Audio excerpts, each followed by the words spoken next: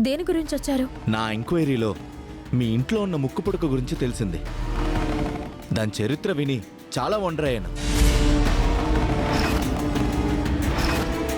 కొన్ని దేవాలయాల నుంచి ముఖ్యమైన ఆభరణాలు దొంగతనానికి గురైన కేసుల్లో నేను ఎంక్వైరీ చేస్తున్నాను. వాటిని నేను అడవిలో చూడడం జరిగింది. తర్వాత వెళ్ళి చూడగా కనిపించకుండా మాయమయ్యాయి. అడవిలో ఒక తెగ ఉంది. వారి పని అయ్యుంటుందని అనుకుంటున్నాను. అవసరమైనప్పుడు నన్ను అడవికి తీసుకువెళ్ళి ఆ స్పాట్ని చూపించండి. ఓకే అండి. ముక్కు పుడక మా అత్తయ్య గారికి సంబంధించింది. కొన్ని కారణాల వల్ల మా ఇంట్లో ఉంటుంది. చాలా పవిత్రమైనది. ఎవరు పడితే వారు తాకలేనిది. చాలా మహిమగలది. దాని గురించే వచ్చాను. అది నా చేతికి అందిందంటే ఒక్క దొంగతనంతో కోటీశ్వరుణ్ణి అయిపోతాను. ఆభరణాలను వెతికే విషయంలో నా నుంచి మీకు ఎటువంటి సహాయం కావాలన్నా అందిస్తాను. థ్యాంక్ యూ అవని గారు. ఆభరణాలు మరియు ముక్కు పుడక విషయంలో పెద్ద కుట్రే జరుగుతుందని తెలుసుకున్నాను. దైవం జోలికి ఎవరైనా వస్తే నేనస్సలు విడిచిపెట్టను.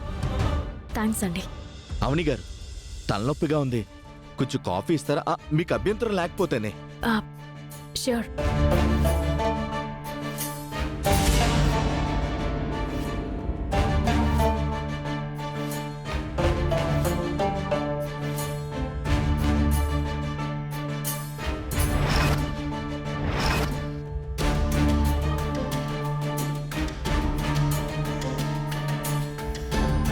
అవని కాఫీ కలిపి తీసుకుని వచ్చేలోపు ముక్కు పుడకతో తొందరగా బయటపడాలి.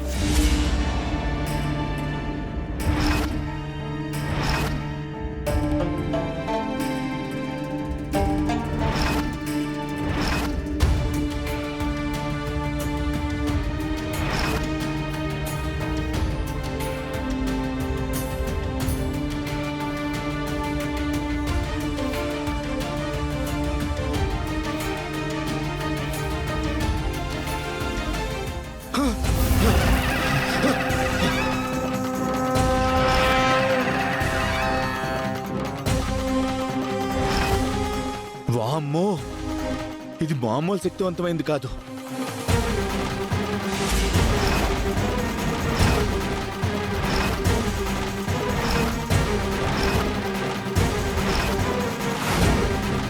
ఎందుకు దాన్ని ముట్టుకునే ప్రయత్నం చేశావు?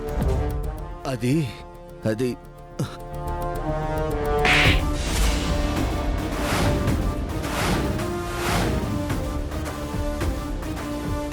స్పెషల్ ఆఫీసర్ని నన్నే కొడతావా? నిజంగా ఆఫీసర్వేనా?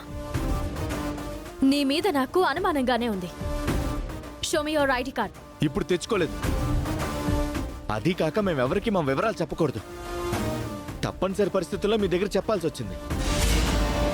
ముక్కు పుడకను పట్టుకుంటే పుణ్యం కలుగుతుందని తాకపోయాను. మరే ఉద్దేశం లేదు. తాకాలని అనుకుంటే భస్మం అయిపోతావు. నీలో ఏదో చెడు ఉద్దేశం ఉంది. అందుకే నువ్వు దీనిని తాకబోయావు. నో, అలాంటిదేం లేదు. మరోసారి నా ఇంటికి వచ్చావంటే మర్యాదగా ఉండదు. అపహరణకు గురి అయిన ఆభరణాలను ఎలాగైనా నేను పట్టుకుని ఆయా గోపురాలకు అందజేస్తాను. నువ్వు గాని పిచ్చి పిచ్చి వేషాలు వేశావంటే మర్యాదగా ఉండదు.